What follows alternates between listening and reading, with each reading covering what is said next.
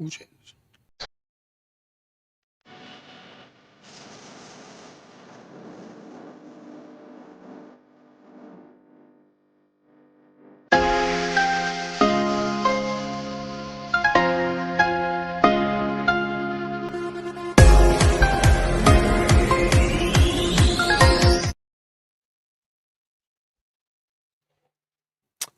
Well, hello everybody. Welcome back to another episode of The Final Point. If you're new here, it's a show where only Leeds bros and Matty from Imagine Not Being Leeds get together. We have a beer and we sit down and we chat about Leeds United and the previous game. So the previous game obviously was Blackburn Rovers 1, Leeds United 0. So I'd imagine this one we might have a couple of beers, boys. Leeds United left a lot to be desired at Ewood Park lunchtime on Saturday.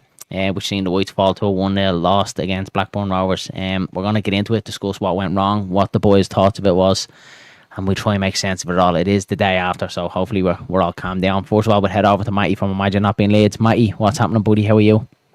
I'm well, thank you, pal. Hope you two are well. I haven't let it ruin my weekend, let's put it that way, but I would have had a better weekend with 3 points. Yeah, it's been all right, mate. It's been a bit of a chill day. I needed it after working, as you know. I think I did a 15-hour day yesterday without driving as well, back from Luton. Missed the game. Catching up on the game, watching, bits and pieces. I managed to watch the full first half today on YouTube as well, and I watched a couple of different highlight versions, so I feel like I'm a lot more tuned up today in the game than I was yesterday when we spoke. So, yeah, it is what it is, lads, and we'll move on, don't we? Yeah, to be honest with you, mate, you didn't miss much at all, buddy. Did you? Like you really didn't. It was hard watching it, knowing that we're going to lose. Like it wasn't the best thing to watch, but you've got to do this when you've got to come and talk about it. You've got to know what you're on about. So I'll try my best. Yeah, 100%, buddy. And we pop across to the brother Dillo. How are you? What's happening, pal? Still a bit emotional, to be honest. Need a hug, to be honest. It's one of them days, isn't it? Oh, cool me. Give Pedro a cuddle for me. Do you know, boys, I'm feeling a little bit better than yesterday. As much as I was kind of saying, it's not the worst thing in the world, I still felt a little bit shit yesterday. Still felt it was probably the worst performance of the season, but kind of thought about today and like that, seeing a stat that came out at this stage after 18 games, we were in third spot and we were something like 10 points behind Leicester. We're only 3 behind Sheffield United down now, so we're a lot better off than what we were last season anyway. So yeah, let's just be positive. It's a long way to go. We lost 10 last season. We've only lost 3 so far. So yeah, it's still a long way to go. So look, boys, we get into a couple of comments first anyway, because they are flying in. And boys, we are trying out streaming this to both channels, so this will be live on Imagine Not Being Leeds and only Leeds bros as well, so something a little bit new. So as what Danny says, don't forget to smash a like on the video and hit the subscribe button on both channels, guys, if you haven't done so. And John Redmond saying, evening lads. Wembley, stop. Stop, John, stop. Don't John, go there yet, upset, buddy. Please. Don't go there yet. Everyone love that. Matty, are you writing to us as well? I will. Does my mic sound all right? Danny made a comment and I've just looked and it wasn't plugged in. Does it sound okay now? Is that better, Danny? Yeah, sounds good, buddy. Yeah, I think it's all right. Yeah, if you can let us know in the chat, guys, if you can hear that. Sounds all right. Evening, Elizabeth. Hope you're well. Solomon returned to Tottenham at the end of the season because Shakhtar demanded a percentage of his deal. Ooh. And Paul from Leeds Therapy. Paul, big up, mate. Hope you're keeping away from them priests. Make sure to smash a like on the stream, boys. Big up, boys. Hope all as well. Thanks, buddy. Thanks for popping in. Danny says, evening, gents. I think all the comments are being pulled across here now. The same thing. Evie, how's it going, Evie? Hope the Christmas tree went well. So she says, evening, lads. We're coming from Christmas Day. And we're coming from glitter. Yeah, that's the worst, isn't it, lads? It'll be glitter and bits of Christmas tree everywhere. And you know that, like, fake snow will just be all over the house for weeks. Make sure to smash a like and subscribe to both of these channels. Cheers, Evie. Nice one. And here is the Swords boy, Sean Healy. Sean, hope you're doing well, pal. And Danny, Matty sounds a lot quieter than as normal. I think that's a good thing, is that, Danny? No. Paul says Dillo needs a hug. He does need a hug. Of a priest. Comments are flying in. And we have Russ. Big up, Russ. Hope you're keeping well, pal. Big love, Darren, Dillo, and Matty. Love that, Russ. Hope you're keeping well, pal. Cheers, man. And the comments are flying in. Right, guys, let's get into it. Matty, we'll head across to you first. You've obviously had a chance to rewatch it again today. Similar thoughts to yesterday, or how are you feeling today? Yeah, I'm feeling all right, mate. But To be fair, I'm a little bit annoyed. More annoyed with Farke today. More annoyed with a few bits and pieces that I normally let go of my head. I think Aronson definitely needs touching on now. You know, I've spoke about him the last few weeks on various channels and got a little bit of heat for it, saying he should come out. I feel like in the past, when we were in the Premier League with Aronson, he was asked to play through bad form, and he couldn't get through it. And it was about this time that season, when the World Cup started, wasn't it, in December, I think it was, and then after that he couldn't get going again. And I don't want it to be a similar thing this season. So for me, Aronson is definitely underperforming. He has been for the last few weeks. And with Farke, I feel like honestly, if he starts again, mate, it's over. It's over. Paul is brilliant, buddy. Yeah. So say I'm all right, mate, but I'm not Farke out, you know that, but I am a little bit annoyed with Farke's decisions as well. You know, I feel like watching that first half, and he should have pulled someone at half time. For me, Aronson should have come off at half time. You said it to me yesterday, you know, when I was driving back and you gave me voice notes, let me know what was happening as well. And it was apparent that you knew how that second half was going to go just by that first half. And obviously, rewatching it today, there was just no way not we're going to change, just leaving it the same, you know. And he just keeps going and going with the same thing, hoping for a different result with the same tools. And it's just not the case. I feel like he needs to adapt these away games. There's no reason why Leeds United can't go away from home to a mid-table side and win and play like they play at home. There's no reason why. I don't know what the difference is with this away form, but I've seen something today saying we've not won a lunchtime kickoff since last February. Yeah, February. Like what? We have these hoodoos, don't we? We have London curse, and we have these. We had a curse where we couldn't win. Have these early kickoffs now as well. Early kickoffs. We have these weird hoodoos, and they just seem to gather momentum and just come out of nowhere. And then all of a sudden, you've gone 18 months without winning. That's it. And look what he even said here yesterday. It's like this away record as well. She was like crept up on us, just came out of nowhere as well. So we definitely need to stem the flow. But Dilo, look, we'll head across to you. What your thoughts on today? Obviously, yesterday you were very kind of emotional. Similar still today, am. Or have you? Yeah, I'm still am. No, it's going to happen. We all know that Leeds are going to, as you said yesterday. Spoiler alert: we're going to lose more games. I just think under the circumstances of a great win, you know, at Swansea, and then a superb win at Luton for me, because that was the performance of the season. To that, but the positive note of it is that we're not. Any game that we do lose, it's only like one goal. To be fair, like it's not like we're getting smashed up. So certain things to be looked at. And then, you know, the usual, you have people saying Farke out and all, just gets on me nerves a little bit. Yeah. But yeah, look, Blackburn done it last year as well. That manager is he knows his stuff. He knows how to. Yeah, well, that's he has it on Farke. That's 3 over Farke. Same thing as Russell Martin as well. I think that frustrates us Leeds fans as well, that someone like Russell Martin was getting the better of Farke as well. And it is getting very frustrating now, isn't it? And look what I said yesterday, Mike, on your stream as well, your subscriber show.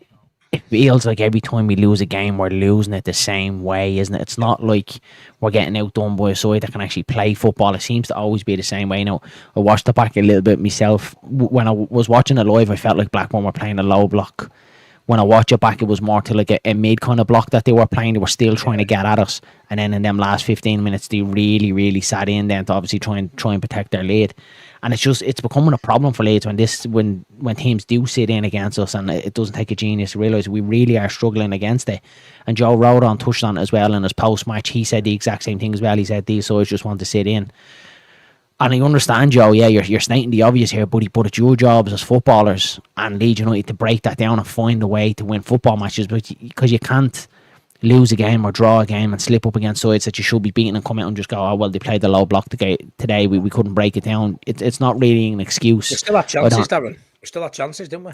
Yeah, we still had chances, but what I said to you, mate, we had chances, but Blackburn definitely had the better chances in the game. Yeah. And like what I said to you, obviously said a job of voice now. I thought Leeds were very lucky to get away with 1-0. It could have easily been 2 or 3. They obviously hit the crossbar, as what we said. Cantwell had a good chance as well where he nicked it off. Firpo was basically in 1-on-1. Yep. Just a little bit more composure, slotting it away. And then he had a chance a couple of minutes after that as well and could have scored again. So Leeds were very, very lucky. We'd not really clear cut. And for me, when I knew the game was kind of over and it wasn't going our way, it was when Patrick Bamford was flagged offside. And look, it was borderline. I do think he was offside, but it's borderline. It's one of them you hate seeing given against you. It was offside, but you just kind of know then when that doesn't go your way, you know it's not going to be your day. And it never felt like that. Even after 20 minutes, it's like what you said, Mikey.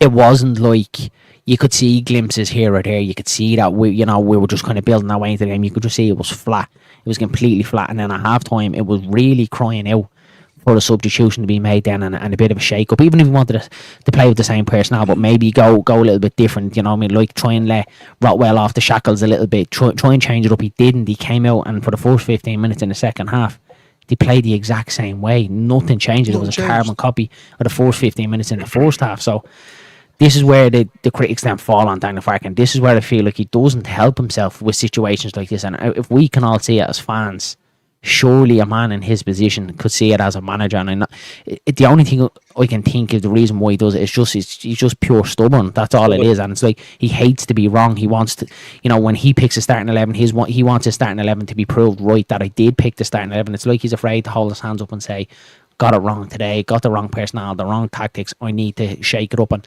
Bielsa used to do it as well. We talked about it as well with Phillips. When he felt like, right, today isn't the day for Phillips, he used to whip him off after 20 minutes, whip him off at half time. And all of the time we were all thinking, oh, that's harsh, you can't be doing that. But if it's right for the team, do it.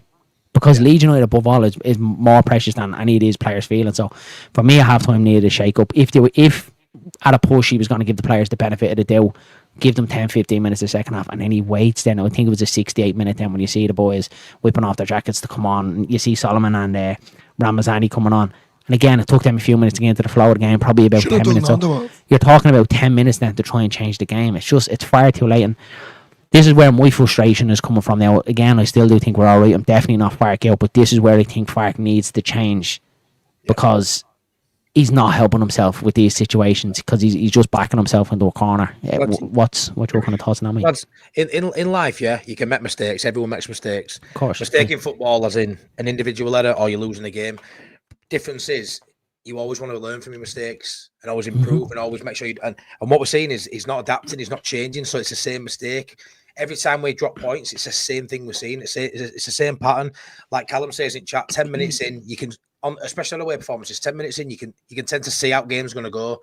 You can see that they're quite solid. You can see that we're, going side to side, can't really break through. And it's just happened again. It's another game where I know it's not played on paper, but it's 3 points you're aiming for. When you look at that, you look at those fixtures, you're thinking definitely Blackburn away, it's 3 points, and Millwall maybe it's same, and Bristol maybe it's same. And the problem is, I think I've been a little bit too happy clapper. We're going to piss league and all that, a bit like what Joe says. I'm actually a little bit more cautious. I'm looking at it thinking, that's the game there yesterday where Sheffield United won that 1-0, 2-0 or 2-1. Yeah, that's what it feels like. Burnley probably go there and win 1-0. Like these sides around us who I've sort of been dismissing a bit too easily would grind out wins in games like this. This is where I think we're struggling. When it's a really tight game away from home, at Ellen Road, I'll always fancy us, but away from home, I feel like we're really going to struggle to turn these draws into wins, these 1-0 losses into draws. I feel like the way he sets us up is, I don't know if it's a bit too negative. I don't know if it's become something with a mentality now where away from home, I don't know what it is, but it's starting to set in now and the rot's really starting to go. I mean, that Swansea game, it was fantastic and, you let it go, but then we're back to square one again.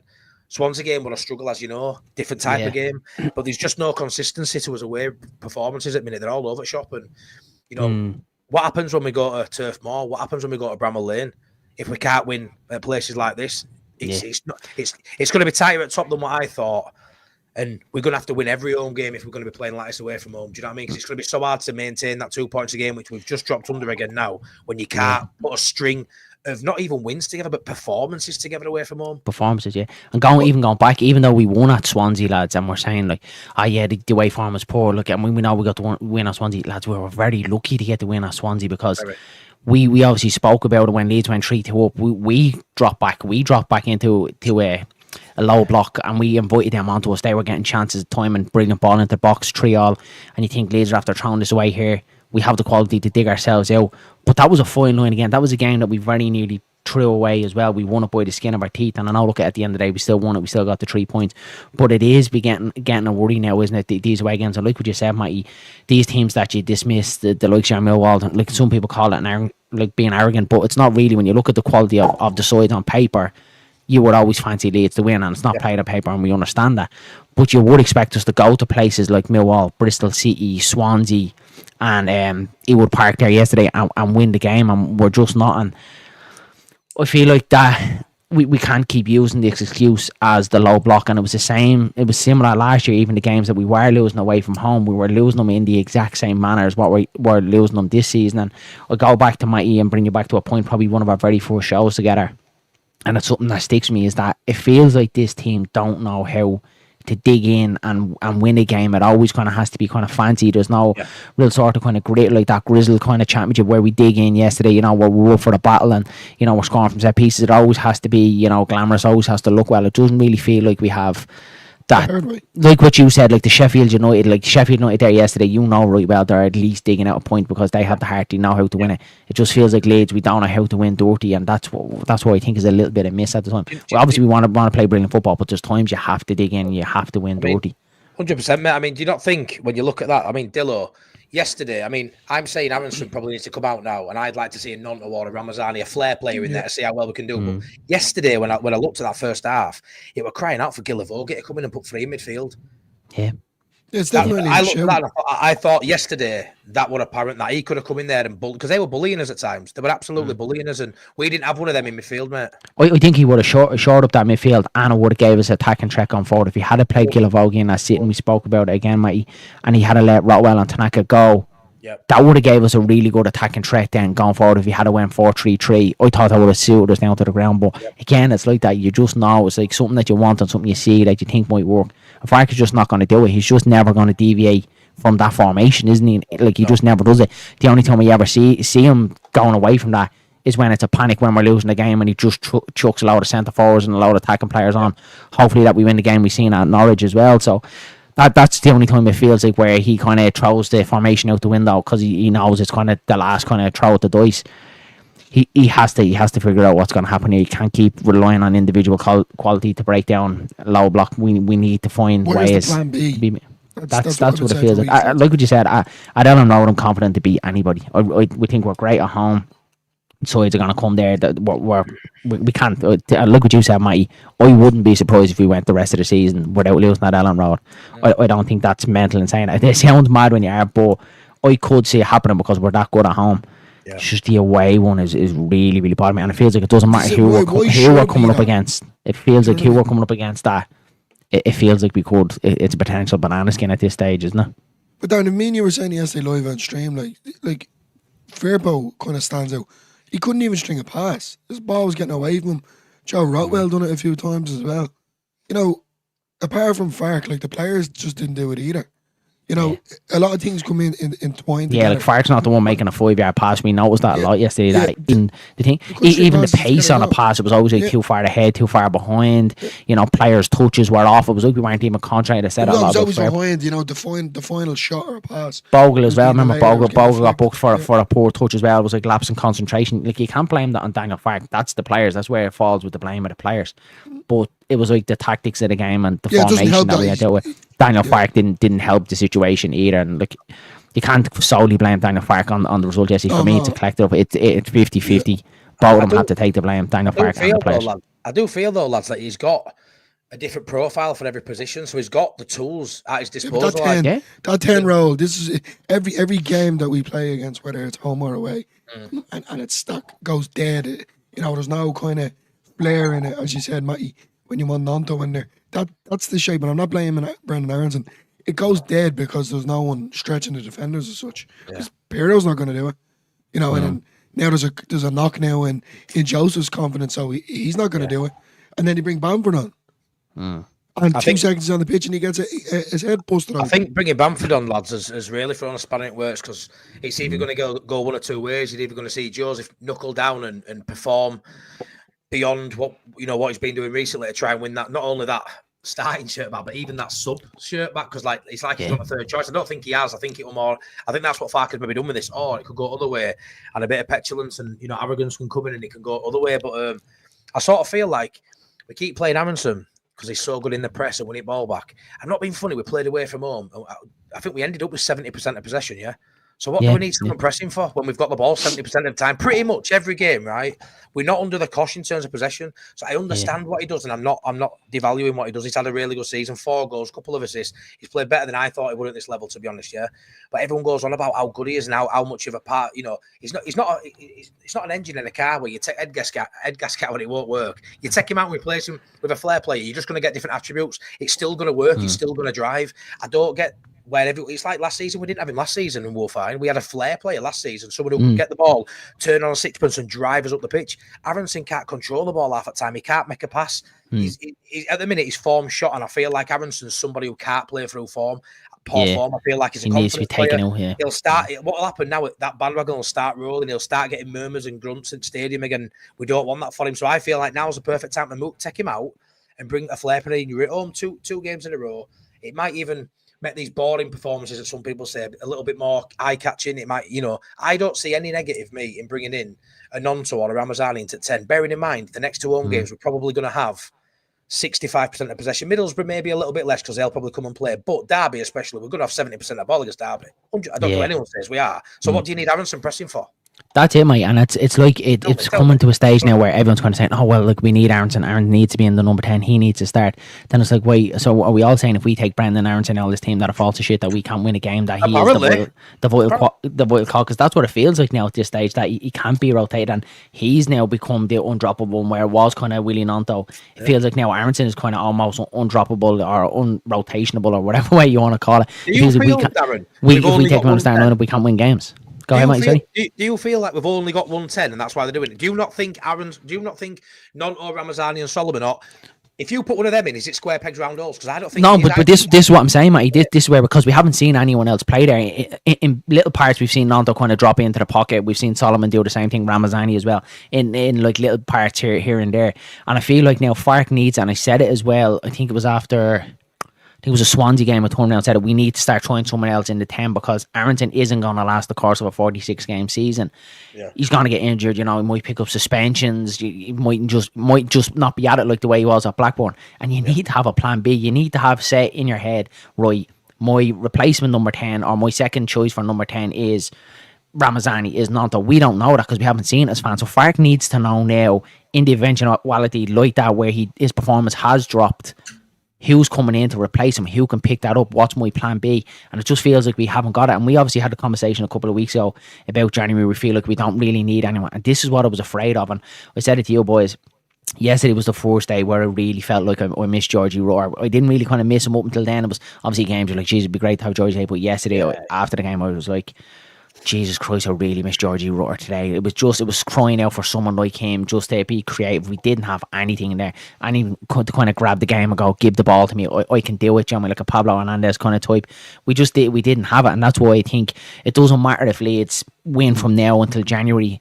I want to see us go out in January and get a number 10. We need to do. We've obviously had little conversations about Louis Barry going back to Villa. Like, just go get him. James McAtee, go get him. Like, there needs to be, mightn't necessarily be them 2 players, but let's have a look. Don't sit in our hands. Don't say when the January window closes and Aronson again's after dropping form and we still don't have a number 10 and it's going to kill us right the way through to May. John. We can't rest. We can't have this Leeds kind of type, this kind of, well, we're entitled to be in the Premier League. We have to go and do it. We can't sit on our hands. Well, I think number 10 is imperative in the January window for me, lads. Dilo, what do you think? Me and Mike just on full flow. Dilo sitting there. Yeah, no, I'm just, it's more what annoys me. Is the plan B. Like, there's no one to come in there when James is having an off game, and me and Mike agree and saying the Nonto in there now, but we're all just kind of covering the fact that we still need a number 10 in there. Yeah, you know, that we have these wingers and they're going to do the job for us. You know, he needs to kind of make a decision here, right? Brendan Aronson isn't his, whether you're going to shape up the formation or play 3 in midfield or play 2 up top. Something needs to change. And at this time of moment, Brendan Aronson isn't the answer for me.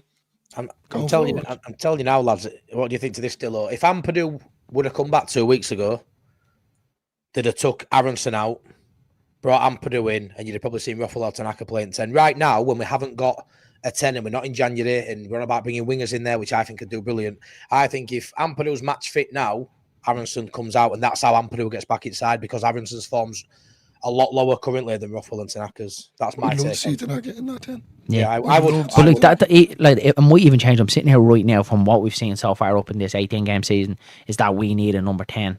Yeah. There might be answers in this squad.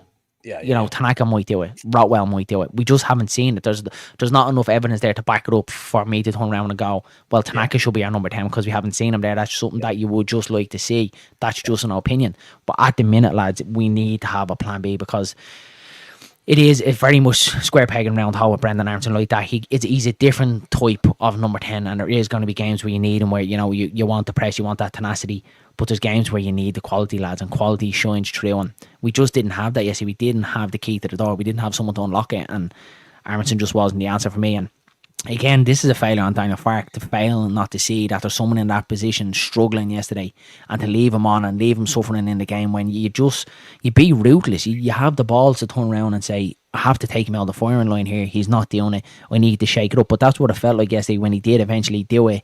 He was just trying Ramazani in the 10. He was just trying not doing the 10. It wasn't something that's kind of preempted where, well, I know this is going to work because this is my plan B. It feels very kind of sort of, it always seems to be reactive rather than proactive, like ahead of the curve. It always seems like, let's just try this and let's see if it works. And this is where I'm getting with Daniel Farke. Again, I'm not Daniel Farke out, but he's just not helping himself at the minute with the fan base. And we're all saying the same thing. He's not learning from his mistakes. It needs to change big time, or we're going to find ourselves in trouble. Yeah, coming in that way form, it's going to start. You know, we keep saying it's the course, but why is it happening? Yeah. No matter way, it doesn't matter where we play with Leeds United, and we should be going out proving a point here at the end of the day. Yeah, and like, as I said, we're not getting smashed up. We're losing 1-0, but it's, you know, laxy daisy on the ball. Everything was real slow. It wasn't fast paced the way it was at Luton. So at the same time, why change and win inside? You know, we've spoke about that as well. When Leeds do win, and then, you know, we do the final point or whatever it is and say, oh, we're going with an unchanged side now on Saturday, Friday, whatever day of the week it is. Yeah, it definitely comes out, and it is. You know, don't change a winning side either, regardless of how many games is coming up. I just think we need rotational, especially them 3 games in 6 days, lads. You have to do it. I think that's what the issue is here.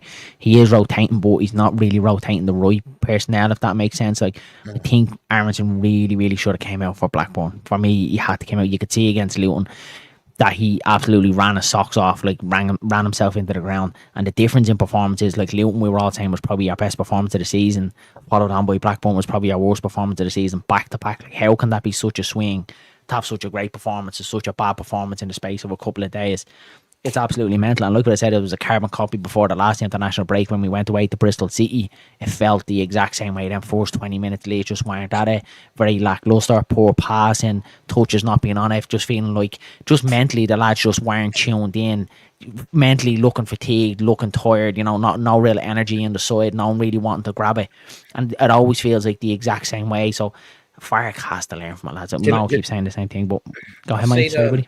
I've seen a Blackburn fan. He commented on my video earlier, and he was saying how John Eustace is just a tactical masterclass. Obviously, yesterday, and generally he normally gets it right. We've seen it 3-0 against Farke. Farke's probably the better manager in terms of status in the game, what he's done in the game, but Eustace is no mug, and he's probably going to have a good career. We've seen that already. Sat by Birmingham unfairly.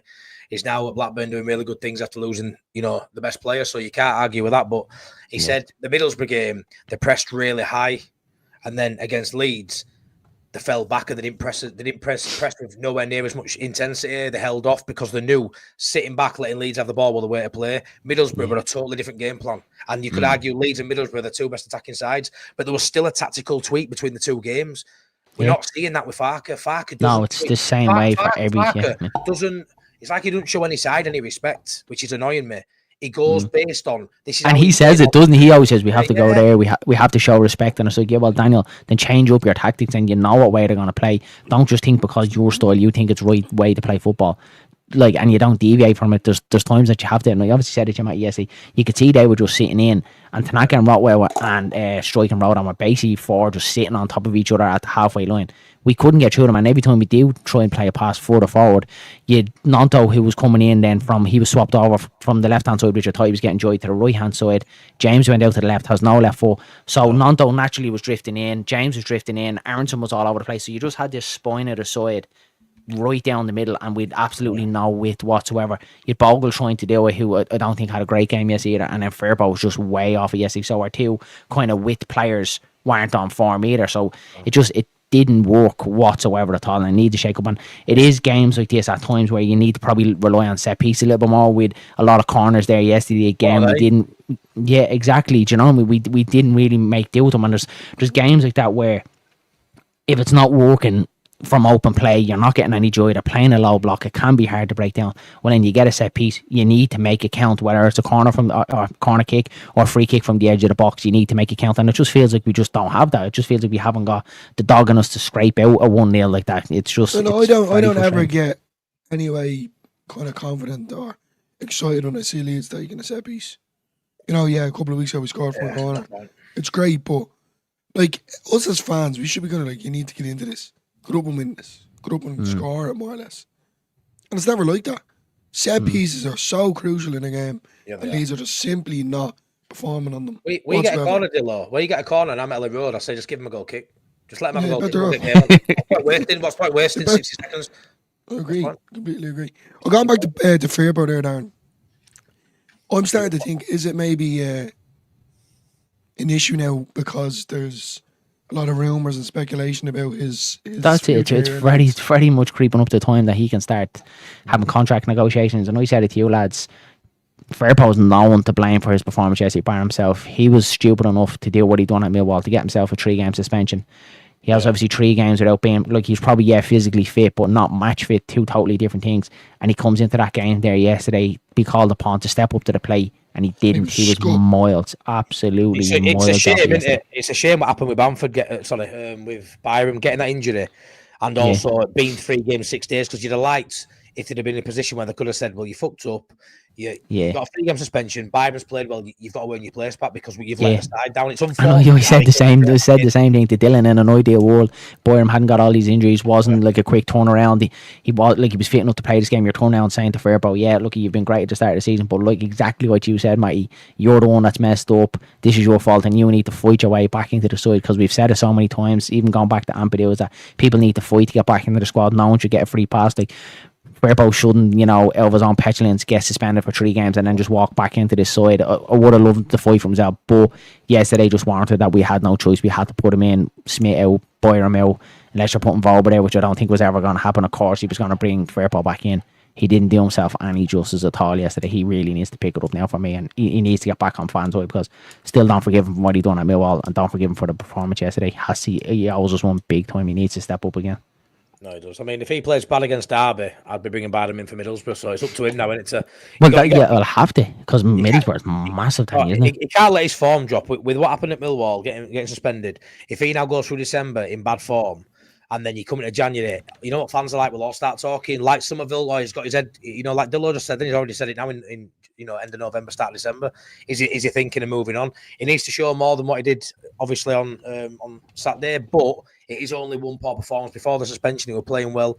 So I'll give him the Derby game to see how his head's at. But yeah, we need him firing, because with Byram, we know, we all love Byram, but obviously his body won't hold up for the rest of the season, that's for sure. So we'll see how he goes this month. And if it's not right, maybe we've got to look at bringing a left back in as well in January. For me, nobody should be safe. Every position, we had more holes in our side last year and we didn't do fuck all, really. This side with a little bit, we've got more answers in more positions, but I want more answers in these. I want more answers to these questions. More. I want to be greedy. I want to push the envelope as far as we can. I know we pushed it to a degree. I want to go further like other sides do. And, it's imperative we go up this year. And as it stands, we're third. And 17 games in, that can quite easily be 25 games in, 30 games in. At what point, are we okay? Do we say that's still being told? We're 70. I remember doing a season review after 9 games to see where we were, and we're building. We're now nearly double that, and we're still in third. And Burnley only conceded 6 goals in 17 games. That's outrageous, by the way. Sheffield United conceded 9, and both teams are grinding out results. Regardless of how poor they're playing, that's because you could even see them the other night. Sunderland, a very, very tough game. That was a cracker of a match. 2 sending-offs, penalty miss, end-to-end game, and they dug it out. They dug in, and they got the 1-0 result. And wasn't pretty. And do you think them Sheffield United fans were walking out of that ground and going, Chris Wilder out, that was a born performance. Like, not a chance, lads. There's times where you just have to take it. Performance was shit. We got 3 points, and it feels like it like Park is damned if he does, damned if he doesn't. If we dig in and, grind out a result and we win 2-0, like what we did against Cardiff, 10 men granted, but there's days like that where that's the way the game is going. You need to dig deep, you need to find the result. And then it's like, oh, well, we want to win pretty as well. You can't have it both sides, and there's going to be days where we have to dig deep and we have to get the result, and we just don't seem to have the guts in us. And at the moment, that could be the difference, lads. And going back, I know John Redmond was messing at the very start of the stream saying Wembley. It could very see us in the playoffs again, lads. And I hate to say it, but we need it. It's now Farker needs to act on it now before it's too late. Before it becomes a really, really bad issue, he needs to act on it now, and he needs to start learning from his mistakes. And that's what playoff games like, aren't they, Dillo? We had that 4-0 win against Norwich at home, but they tend to be 1 goal either way. Like these scrappy games we're losing at the minute, these away games. You think if we're first leg in a playoff going away to one of these sides we expect to beat, or West Brom or whatever, we ain't going to get no. Same as Norwich. Same as Norwich last season. The exact same. Went down there, and Farker was just happy. Just the horrendous game of football. Farker was just happy to see it out 0-0 draw and bring it back to Ellen Road.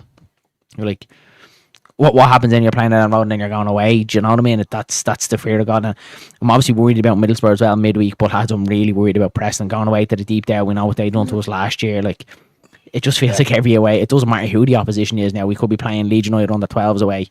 I'd still fear for this squad because it just seems like we're just not doing it away from home whatsoever. It's been really poor. We need to do Derby. Definitely. I think Derby is going to be the stepping stone now to reset and build and go again. Different players, different position. Aronson needs a rest. But lads, I don't know. I'm starting to get that kind of itching in me now when it comes to the point of the season where, like, these are the losses that we're going to regret now coming towards the end of the season. Whether we make it to Wembley, if that is the possibility. But not only should we be finishing in the top 2, we should be winning it. We have the players to do it, we have the staff to do it, and we certainly have the fans. And it's kind of starting to now creep in. Do we have the players to do it? Dillo, I'm worrying. What's that tell you? Look at me. I'm the most confident, outgoing, and I lay it out online. I wear my heart on my sleeve, and I'll always say, "Oh, we're going to do this, going to do that." And I'm concerned. I really am. And do I think we've got the best squad? Yes. Do I think we've got the best manager for this division to win promotion? Can't argue with facts. I'd say yeah. But there's something not quite right. And unfortunately, you play half your games away from home.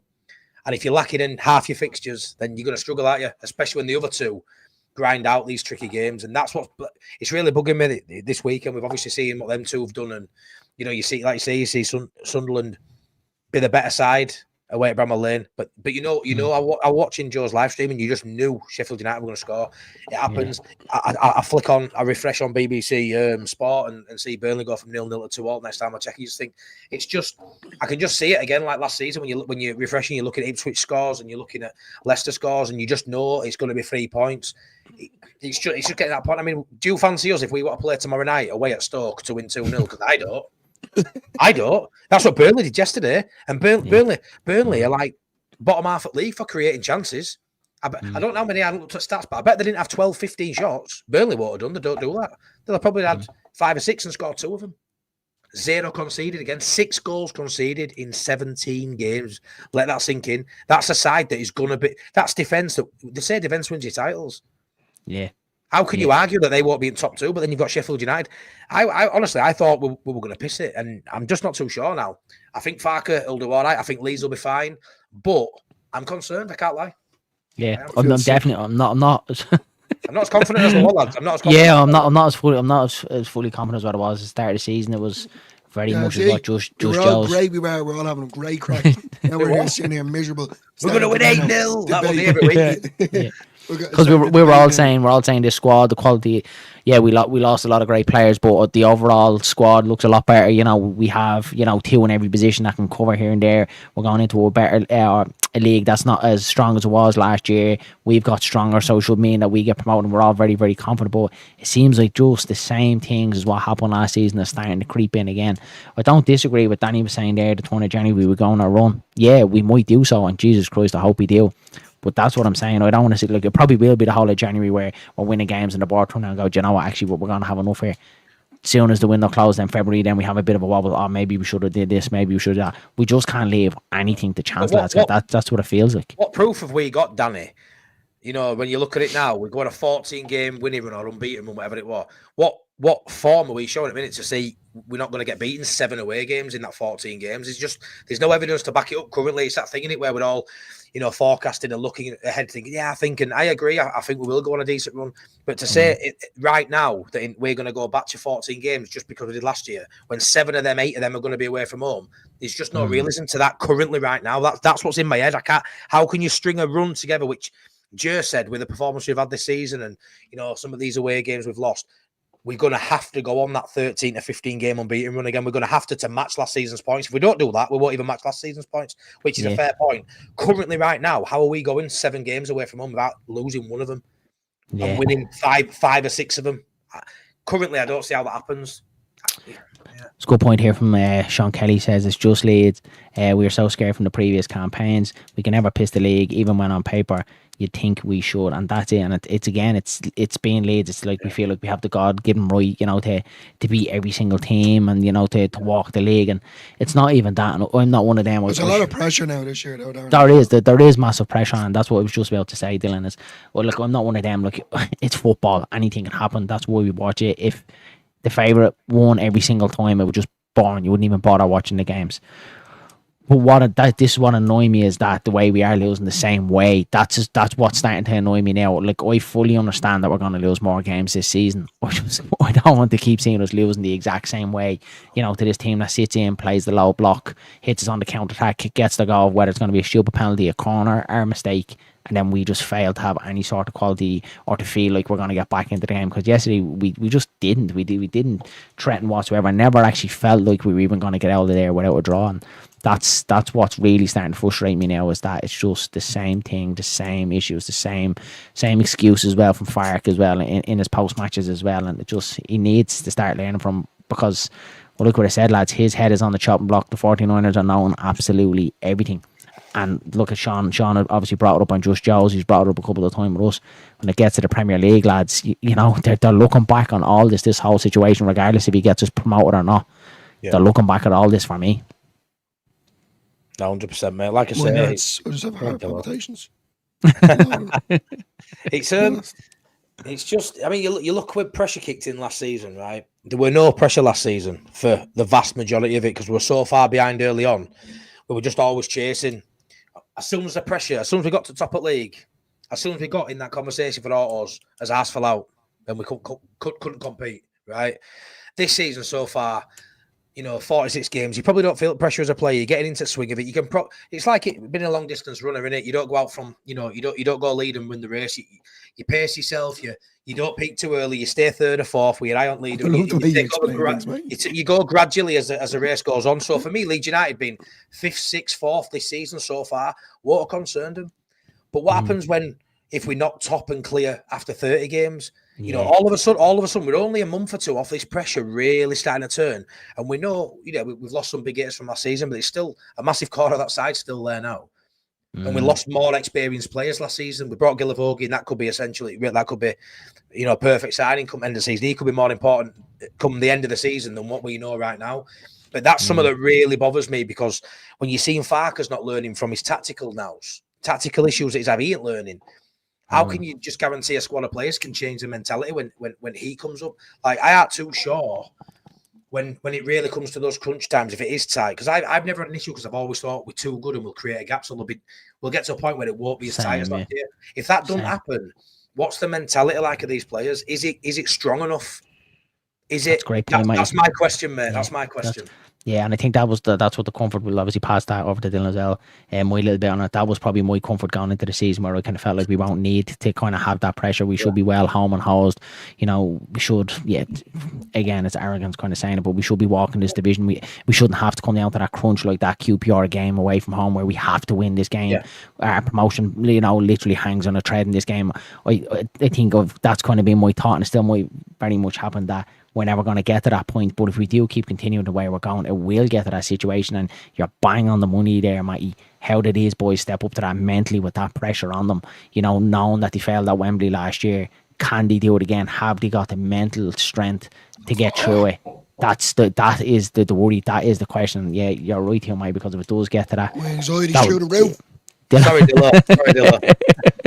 Still, yeah, like obviously putting that over to you. So like obviously how you start, I know you're very much hung up on like the Leedsy kind of way. You know, we obviously create a gap and we shoot ourselves in the foot. Do you feel like that might be an issue that, you know, we all kind of felt that we could be home and hose before we even get into that position of worry? Do you feel like we do get there? I can rewrite history here for you right now. You know, Leeds will start to turn it around, right? And I hope this isn't the case. Leeds start to turn it around against Derby, probably win the next 3 on the bounce, give or take. Like that, Darren, as you said, Preston standing out for me. But let's say there's 7 games left. It's neck and neck. Leeds are second. Saturday afternoon against fucking Rotherham. Leeds lose. It happens. Do you know what I'm talking about? You know, and then you're saying to yourself, but you don't mind that as a once. Not that you don't mind that, lads, but like it's one of them with football and you're like, yeah, look, it happens, you know what I mean? Every dog has its day, but it's the fact that it's been repetitive. Yeah, that's what I'm saying. It's the same sort of thing. We've read the script, we know exactly what's going to happen. And look what Mighty said there, again, on the money.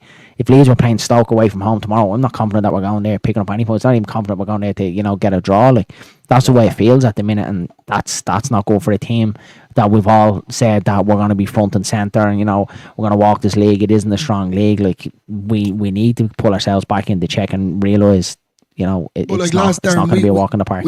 We were away down the country last year for the Leicester game. Evie, thanks very much. I'll try. We were away last year for the Leicester, when Leicester came down the road. And, you know, Leeds put it up to the big teams. They seem to always do. But they do absolutely nothing when it comes to the, no offence to any fans out there, the little teams. Teams that we should be beating, I'll put it that way. So, like that, we can't keep relying on teams, you know, like waiting for Sheffield United to slip, waiting for Burnley to slip. Yeah, do our job. Know, we need to do our job before we can play them home or away, and then, like, you know, we need to start kind of moving up this table and creating that gap, because we have the players to do it, we have the manager to do it, but there's something starting to click. Now, you're going to have the likes of Sean as well saying, you know, Fark out and all, and you're going on about the Premier League and all. I'm not going to keep repeating myself. I'm not worried about the Premier League, because we're not there yet. No. Not one bit are we. Why are we all hung up on, we need to get out of here? Like, the 3 of us keep saying, you know, we shouldn't, we shouldn't be kind of hung up on the fact of when Fark does get us to the Premier League, what's he going to do, etc. Let's concentrate on now and see what happens and go from there. That's it, like. 100%. And yeah, Evie, I'll try to take deep breaths.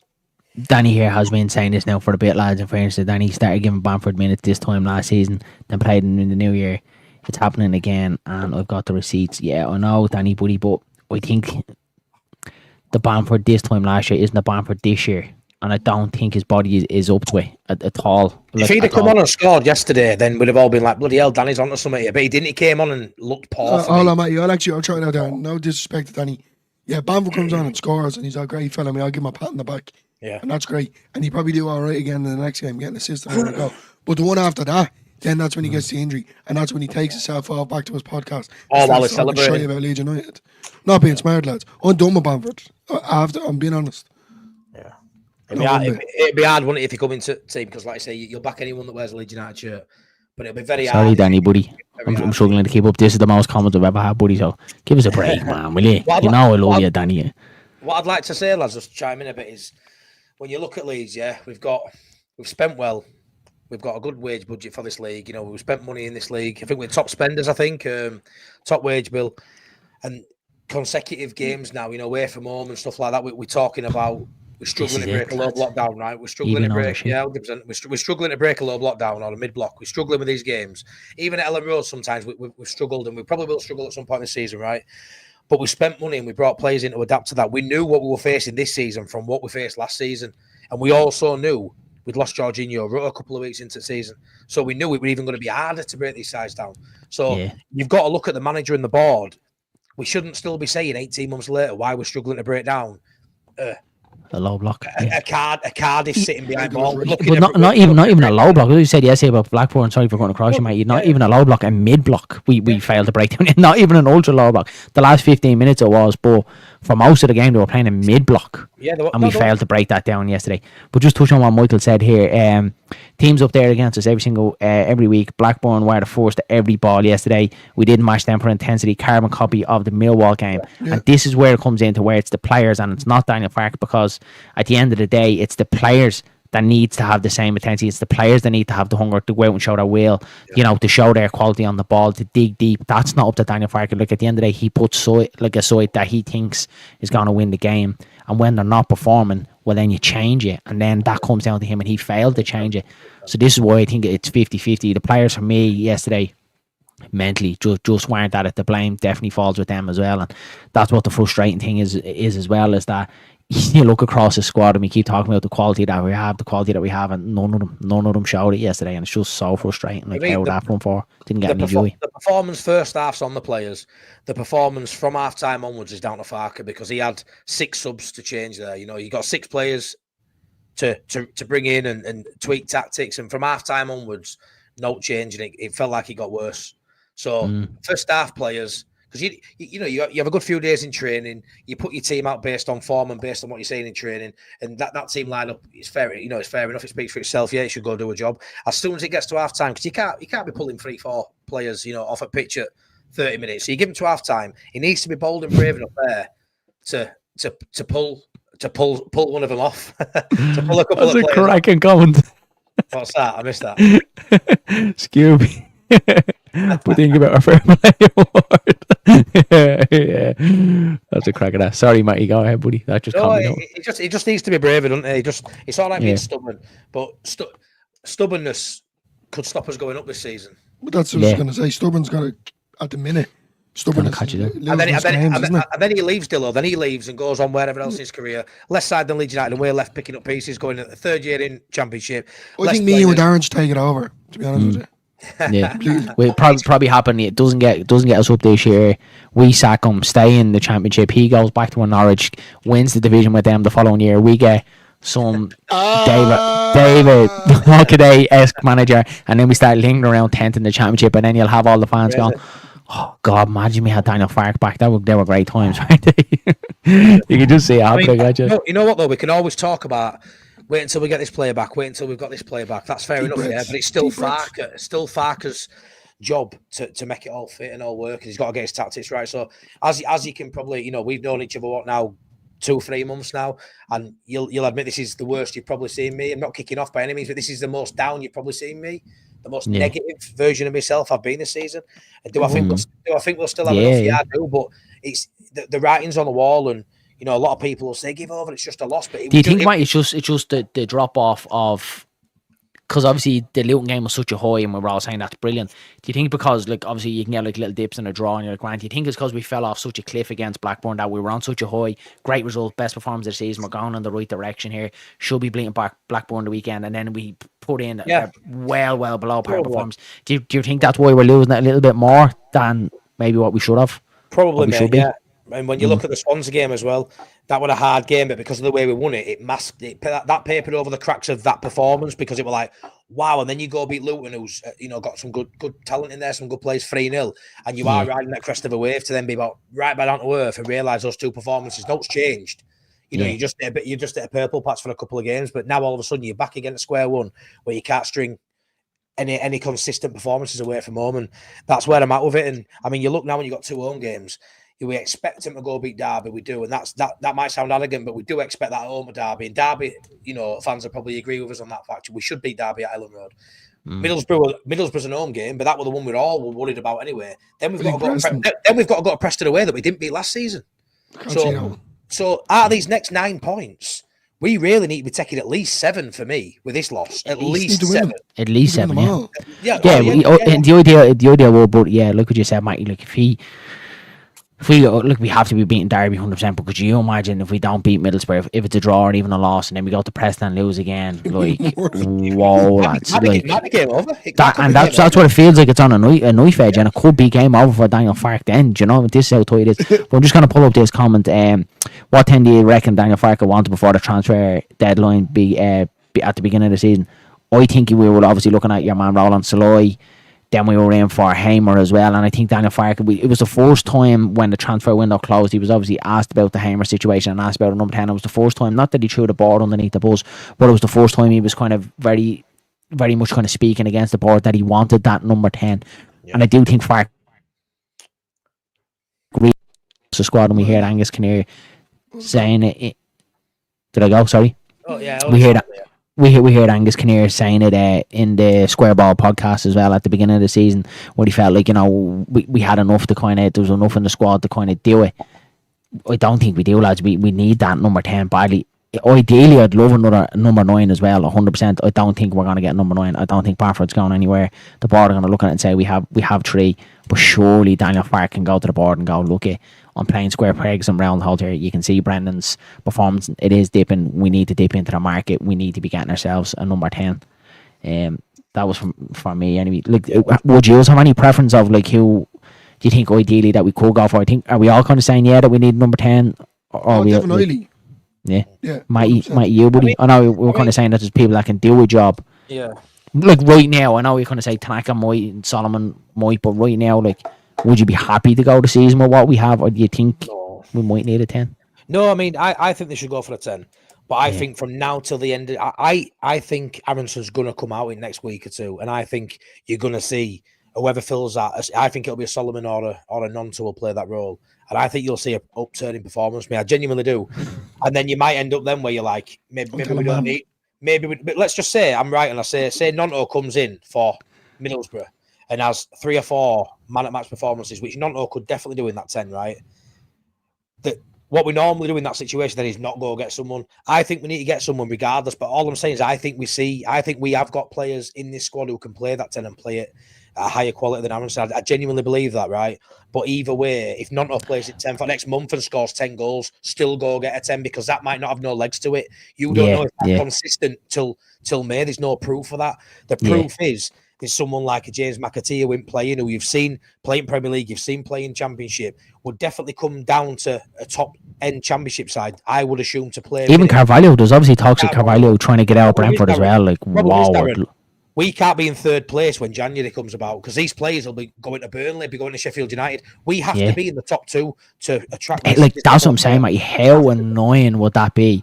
That if like someone like Sheffield United go get James McAtee and then Burnley go get Carvalho, we just sit in our hand and do nothing. Like, I'll just lose. Like at the beginning of last season, when Ipswich just come up from League One, do you think they'd have ever thought in the wildest dreams they'd have been able to attract the players in January that they got?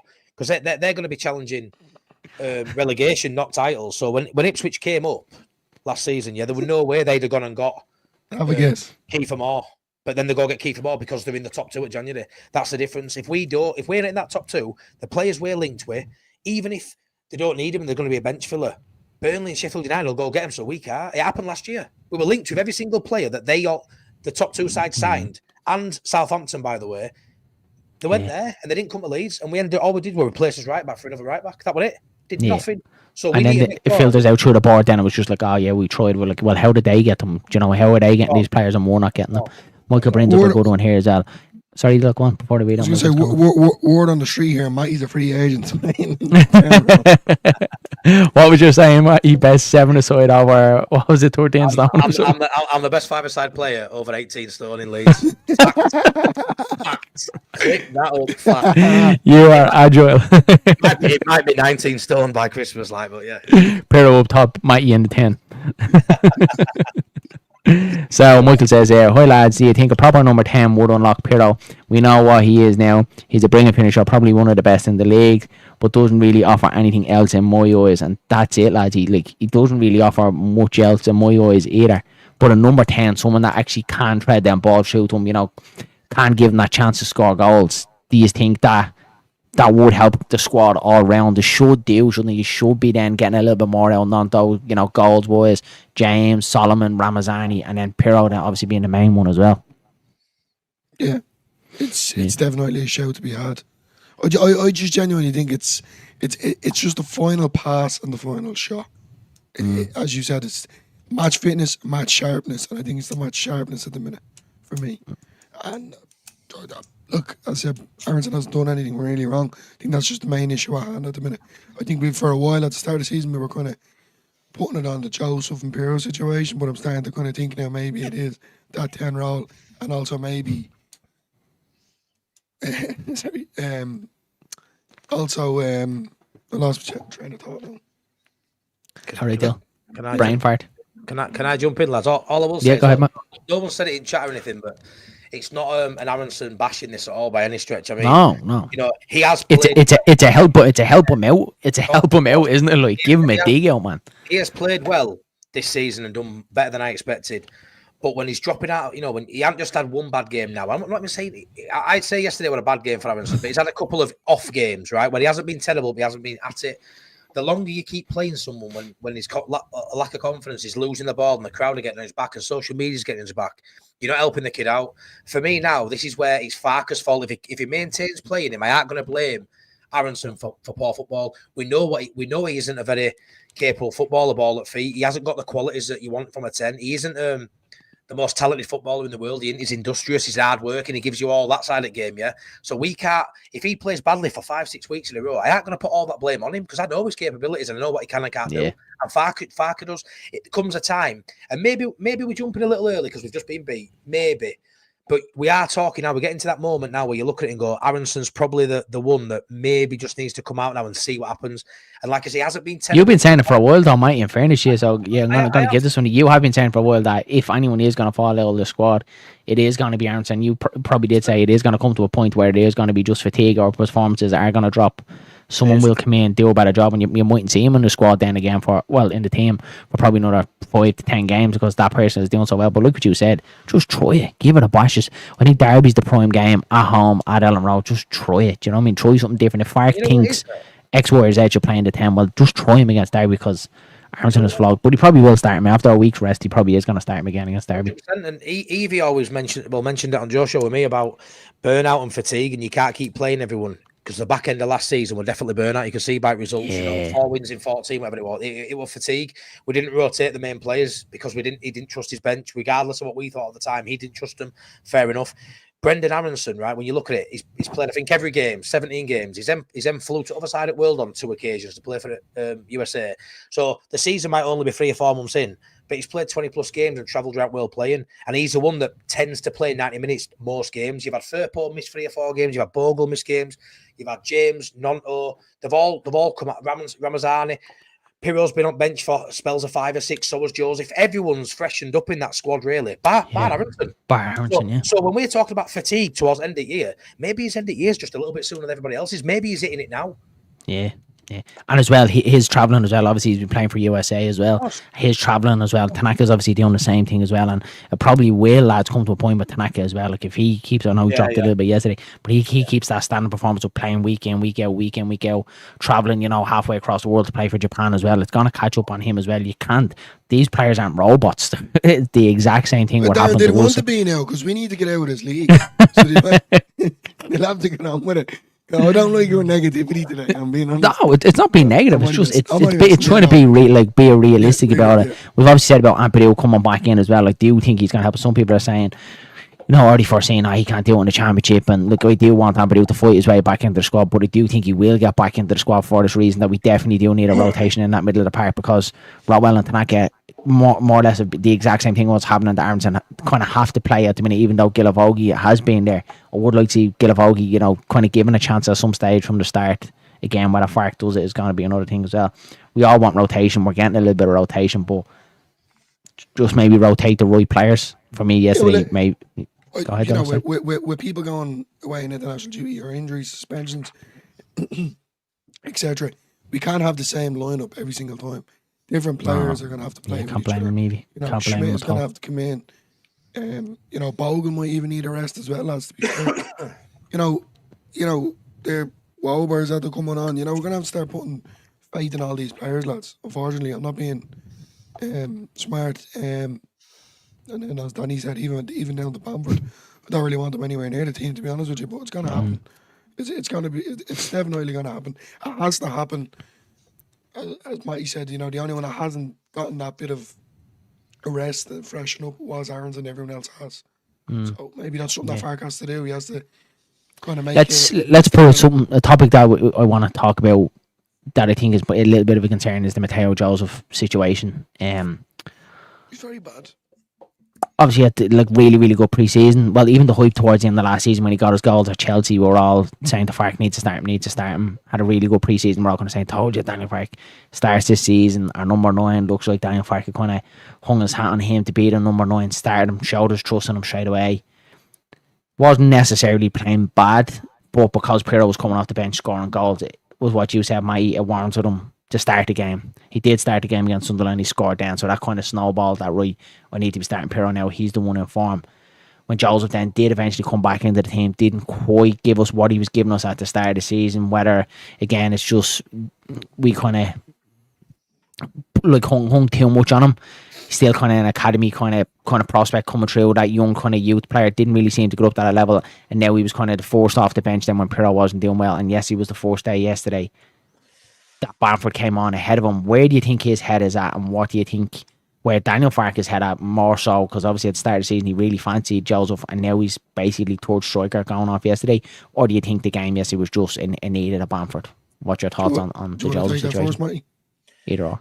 Yeah, I think this is where he's got to show a bit of maturity for his young age. I mean, you look at Pirlo, he won't have been happy with starting the season not as number 9. For money he's on, for what he was promised probably when he come to Leeds, for the talent he's got and what he expects of himself as a footballer.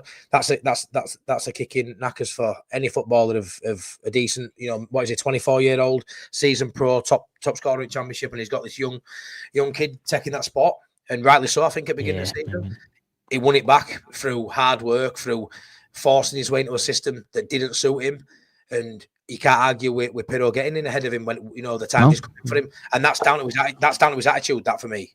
So now what you've got is Joseph's got to do that to get the shirt off Pirlo, and what I think you found is he doesn't look able to do that. So when Pirlo's not in form, it's not like Joseph's coming on and staking a claim for it. So you might as well play Pirlo if Joseph's not in form, because at least Pirlo's a goal threat where Joseph isn't.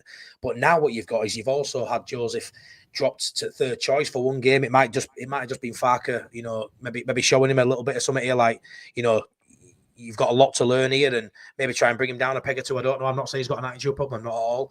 But losing shirt to Pirlo has not given what Pirlo did when, you know, Pirlo had when he lost his shirt. Yeah, Pirlo was going to need to get back in, 100%. I mean, it's common knowledge, really. You can see it, can't you? He loses his shirt, Pirlo's won it back.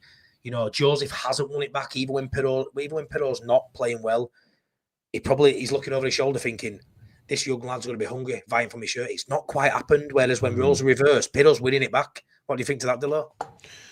Yeah, I'm kind of going back towards pre-season. You know, Joseph looked very, very, very good for me. Anyway, so considering him, you know, over Pirlo, it was kind it was kind of hard for me to kind of get my head around, considering that we bought a player that was, you know, 2 seasons in a row championship top goal scorer.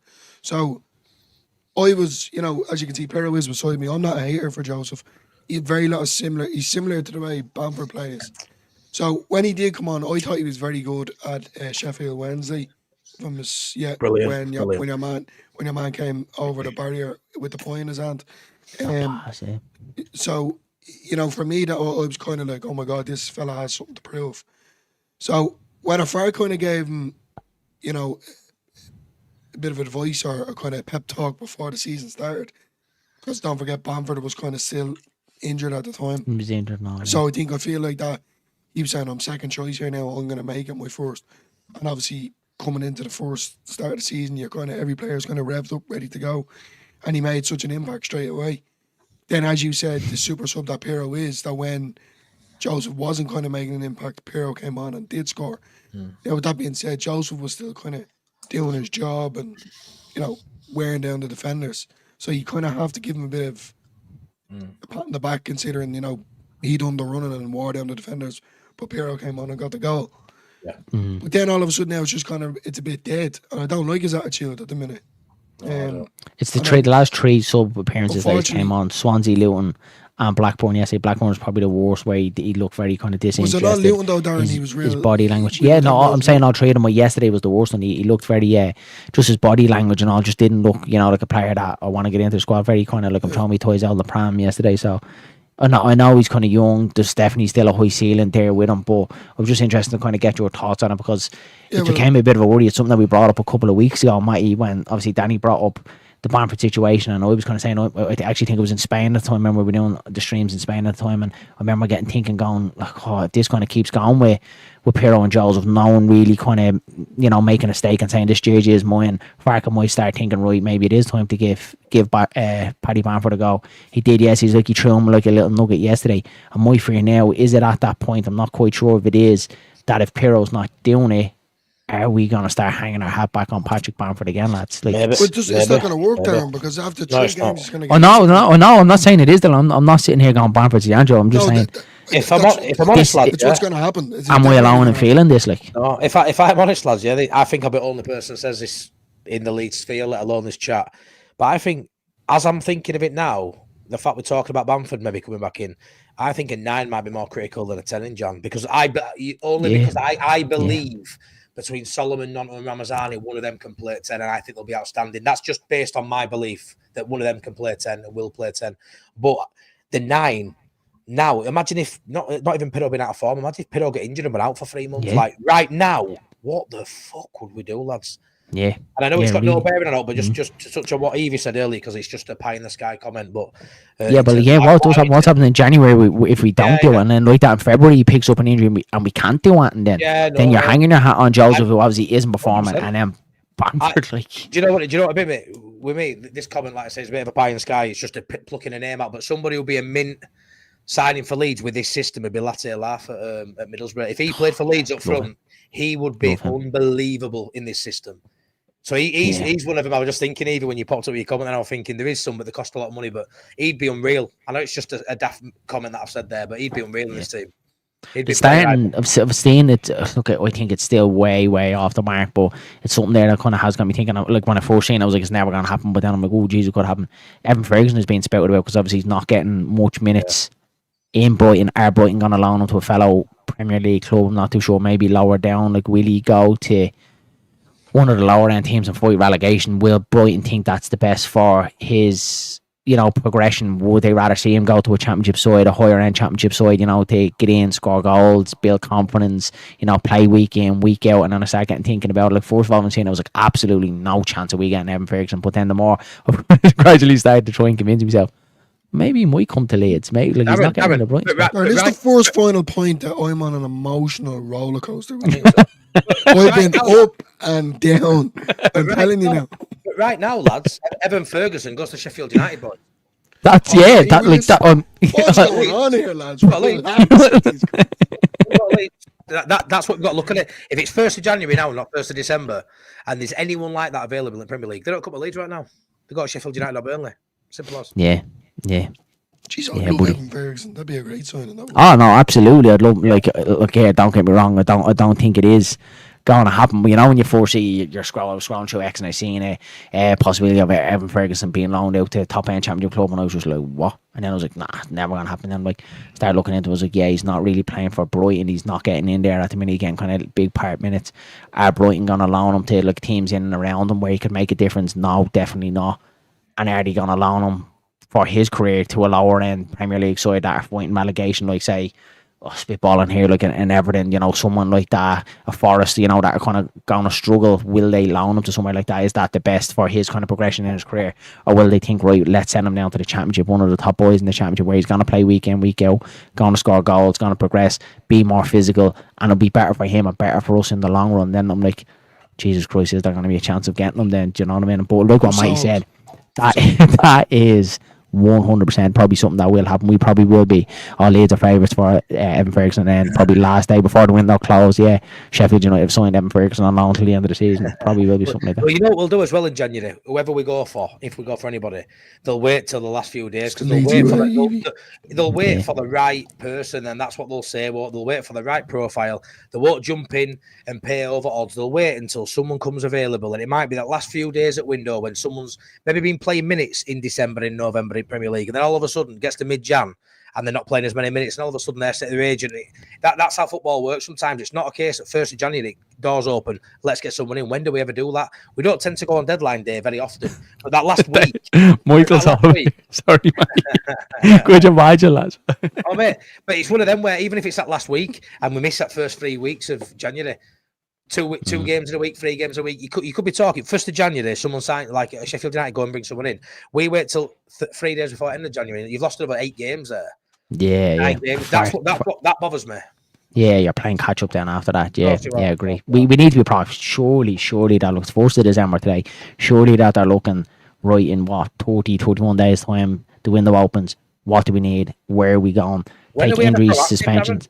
That's what I'm saying, mate. That's what I'm saying. It doesn't feel like we're proactive in the borders. Like we wait, we sold all our players. We're all absolutely shitting ourselves in the transfer window. And then towards the end, we got 4 or 5 days to make a ton of signings to try and block. Fark wanted 4, and then he obviously wanted a number 10. We didn't get him, but it just felt like that last week of the transfer window was just like absolutely hectic because like we need this, we need that, and I'm just like, why can't we ever just be organised? It feels like the kid that brings his homework home and just waits till the last minute to do his homework or hand in his project the very last minute. It's just like, just do it, just go and do the obvious thing, do it first. Don't wait, get it over and done as soon as the January window opens. I'd love to let you just go make a statement. It doesn't have to be a statement signing, but just go get someone, go, yeah, we realise we need players in X, Y and Z, and just do it. Don't wait for the last couple of days to see what happens or see who's available. I'm sure probably what is going to happen, they're probably going to wait to see the Max Valber situation. Is he going to jump ship? Gelhardt's probably going to be out the door as well. You might even have someone like Charlie Crew, lads, that will probably turn around to the club and go, look, can I just go play football? Like, I'm not playing. Can I go somewhere else? Can I go League One? Like, let me go play football. The club might look at it then, right, we need to get a loan in here. Can we cover him? Wages, X, Y and Z. So, yeah, you're right, mate, about that one, buddy. Yeah, you alright, Dillo? No. This has all been planned, Dylan. Me and Matty had a call before, so like when we're on the final point tonight, let's wind Dylan up as much as we can. Dylan's been having a great day today. Let's wind him up and ruin his day. Yeah, Matty, anyway, give us a shot. Let's see how the tash is going. Beautiful, mate. I'm keeping it. Are you keeping it, yeah? It's patchy, but you know. All you need now is a little cowboy hat here from the world. Have you got the little cone for it yet, mate? Not yet, mate. I'm gonna get. I'm hopefully gonna get a Manscaped bag for in the sky rocket. Just pop it out and just stand at the bus stop. Willie Nando, you didn't see Matty and Ellen. Willie Nando chew on goal. Matty there combing his beard. Yeah, lads. Look, anything else to add? I think that's everything for me. Let's try and box Blackburn over. Let's put it in the grave. Forget it. We'll move on to Derby. Yeah. Derby obviously up next. Seems a long way away, doesn't it? Next Saturday. Me and Dylan are actually on our Christmas party. Only Leeds Bros first ever Christmas party. Next Saturday. I've already bet. We are, myself and Dylan are going out. We're going to be truthful. We're going out for a couple of points next Saturday. We always do around the Christmas period. We're actually heading into the Guinness Storehouse where the famous brew was made. We're heading in there. We're actually heading in for 3:30 or something, Dylan, is it? So we will be in town, so there won't be any follow along for that. But Derby is next up. We'll get a couple of match predictions. Dillo, what way are you going for Derby?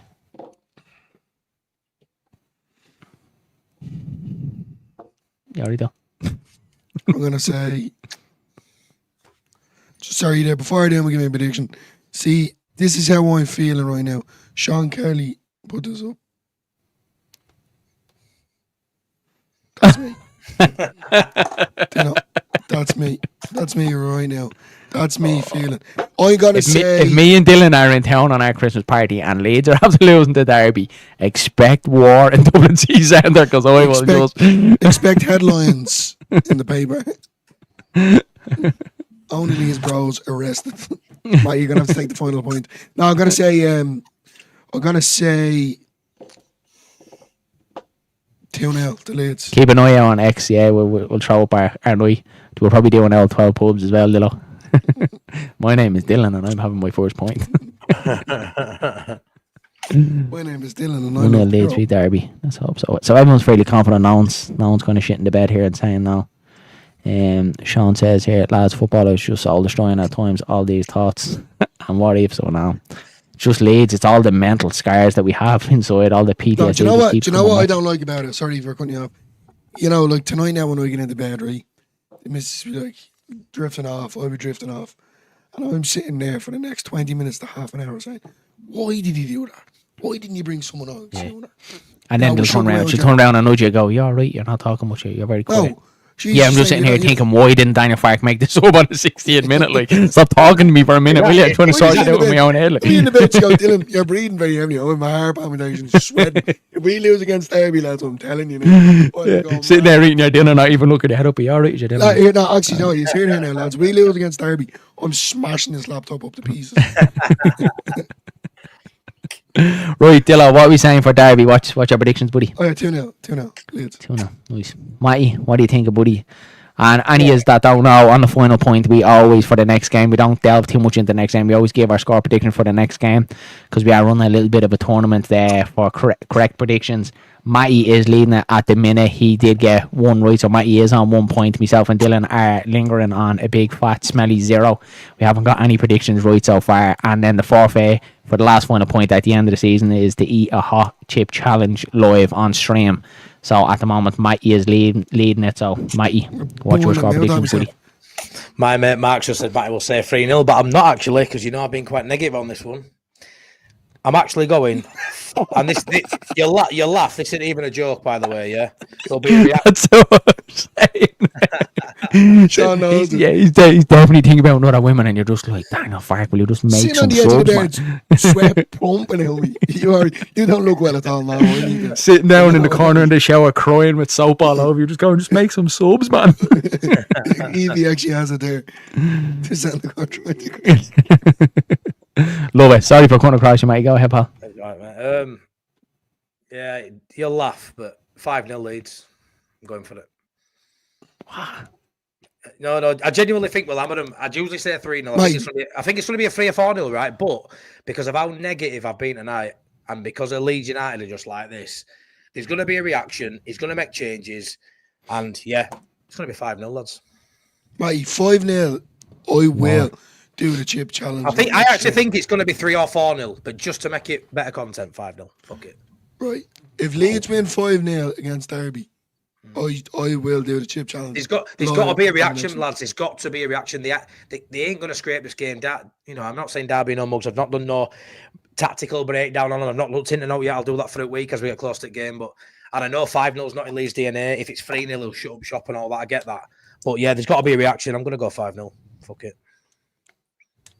I am going to go. Silence. I'm going to go 4-2 Leeds. Is that a serious one as well? I'm going 4-2. Mate, anything could happen after that. I'm going 4-2, 100%. And that's why. Not be anywhere in the Derby show. They'll just get, yeah, definitely. I feel a bit off now because I'm at the same 2-0. Darren, that 4-2 call there is exactly the reason why on the 3rd of May you're going to be eating a hot chip live on stream. So hopefully, let's see. We'll clip it up, buddy. We'll clip it up. Imagine. I'm telling you, I'm like David Q here. Have my fingers in all pies. Have a couple of bets going on.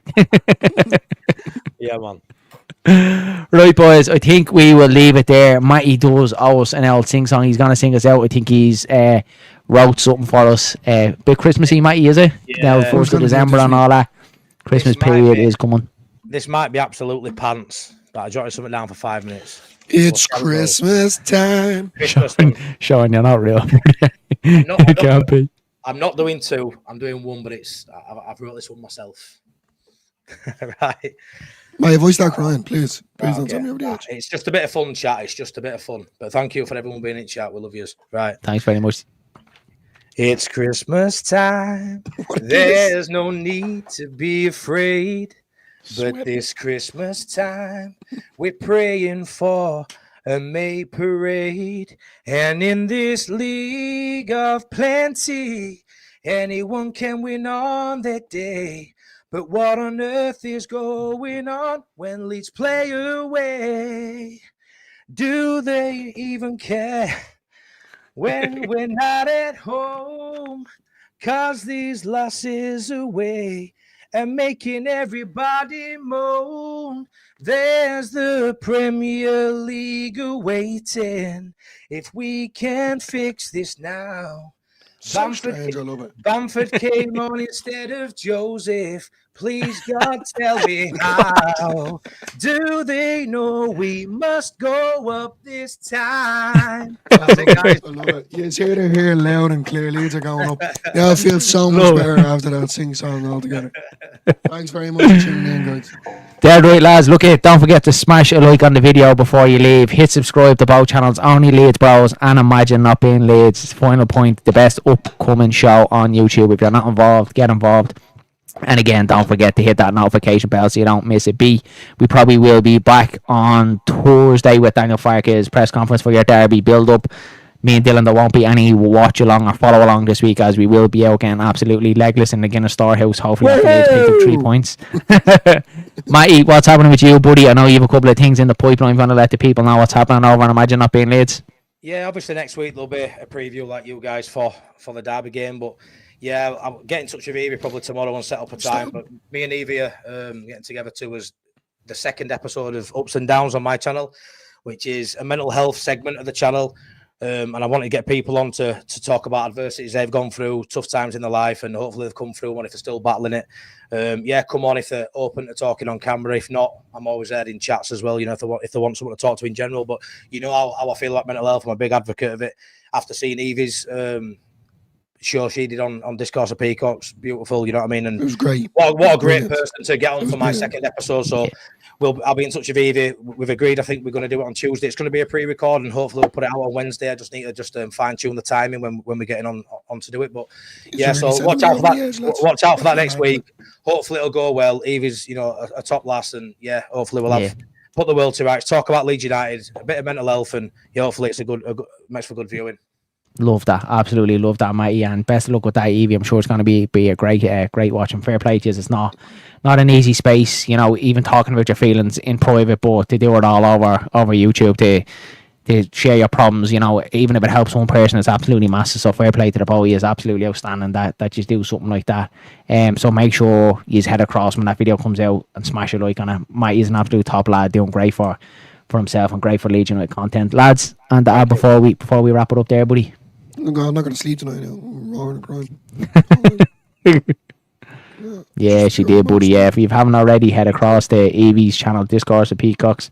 Have a look at our video over there. Really, I think she had all of Leeds fans in tears. Absolutely amazing. Fair play to Evie. Scooby says, what would the doctor say?